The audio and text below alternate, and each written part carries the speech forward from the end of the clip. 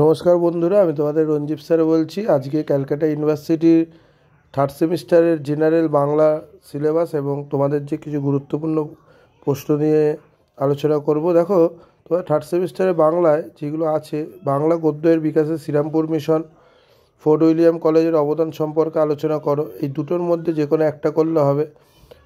বাংলার গদ্য সাহিত্যে ঈশ্বরচন্দ্র বিদ্যাসাগরের অবদান আলোচনা করো। কবি মধুসূদন দত্তের কাব্যগুলি সম্পর্কে আলোচনা করো। ভোরের পাখি কাকে বলা হয়, বাংলা কাব্যে তার অবদান সম্পর্কে আলোচনা করো। দীনবন্ধু মিত্রের নাট্য প্রতিভা পরিচয় আলোচনা করো। বাংলা নাট্য সাহিত্যে বিজন ভট্টাচার্য সম্পর্কে আলোচনা করো। টিকা লেখো 5 নম্বরে বঙ্গদর্শন পত্রিকা। বাংলার উপন্যাসে বঙ্কিমচন্দ্র চট্টোপাধ্যায়ের অবদান আলোচনা করো। বাংলার ছোট গল্পে বিভূতিভূষণ বন্দ্যোপাধ্যায় সম্পর্কে আলোচনা করো। চোখের বালি টিকা সংজ্ঞা লেখো, অলঙ্কারের পরিচয় দাও। মহাকাব্য কাকে বলে শ্রেণীবিভাগ করো। ভাষার একটি সাহিত্য মহাকাব্য আলোচনা করো। ঐতিহাসিক উপন্যাস বলতে কী বোঝো, বাংলা রচিত একটি সার্থক উপন্যাসের রচনা করো।